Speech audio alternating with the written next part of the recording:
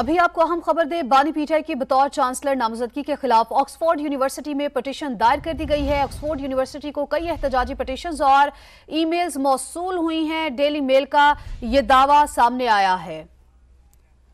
رہنما مسلم لیگ نون طلال چودھری صاحب نے ہمیں جوائن کیا ہے۔ طلال صاحب آپ کا بے حد شکریہ۔ طلال صاحب یہ بڑی اہم ڈیولپمنٹ ہے جس کے حوالے سے کہا جا رہا ہے کہ ڈیلی میل نے دعویٰ کیا ہے کہ آکسفورڈ یونیورسٹی کو کئی احتجاجی پٹیشنز اور ای میلز موصول ہوئی ہیں۔ بانی پی ٹی آئی کی بطور چانسلر نامزدگی کے خلاف پٹیشن دائر کی گئی ہے، کیا کہیں گے؟ دیکھیں، یہ بالکل جو بھی پٹیشن یا ان کا مواد اس وقت سامنے آ رہا ہے وہ حقیقت پر مبنی ہے۔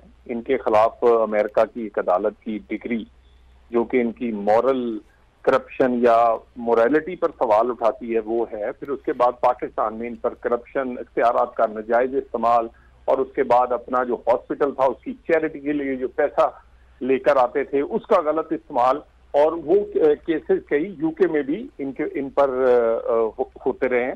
تو یہ تمام چیزیں سٹگما ہیں، اور یہ کسی چانسلر کے لیے تو بہت ہی بڑی ہے، کسی عام آدمی کے لیے بھی، کسی ادارے کے سربراہ بننے کے لیے بھی بہت بڑا سٹگما ہے۔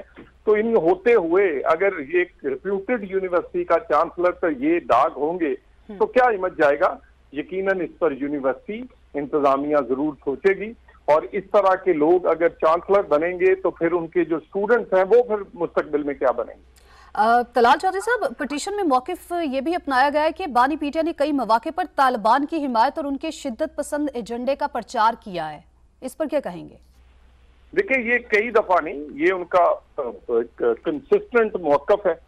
وہ ان کی حمایت کرتے ہیں، اور ان کی حمایت سے وہ اپنی سیاسی فائدہ لینے کے لیے کرتے ہیں، اور اسی کی وجہ سے آج ان کی جو آج بھی کے پی کی حکومت ہے وہ دہشت گردی کے خلاف اقدامات کی بجائے اسی ایجنڈے کو آگے لے کے چل رہی ہے۔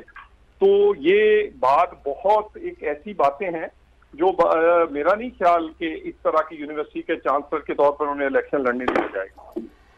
ٹھیک ہے، رہنما مسلم لیگ نون طلال چودھری صاحب ہمارے ساتھ موجود تھے اور اس پر کمنٹ کر رہے تھے۔ بانی پی ٹی آئی کی بطور چانسلر نامزدگی کے خلاف آکسفورڈ یونیورسٹی میں پٹیشن دائر کی گئی۔ آکسفورڈ یونیورسٹی کو کئی احتجاجی پٹیشنز اور ای میلز موصول ہوئی۔ ڈیلی میل کا دعویٰ، ڈیلی میل نے اپنی سرخی میں سابق وزیر اعظم کو ڈسگریسڈ وزیر اعظم کا خطاب دیا ہے۔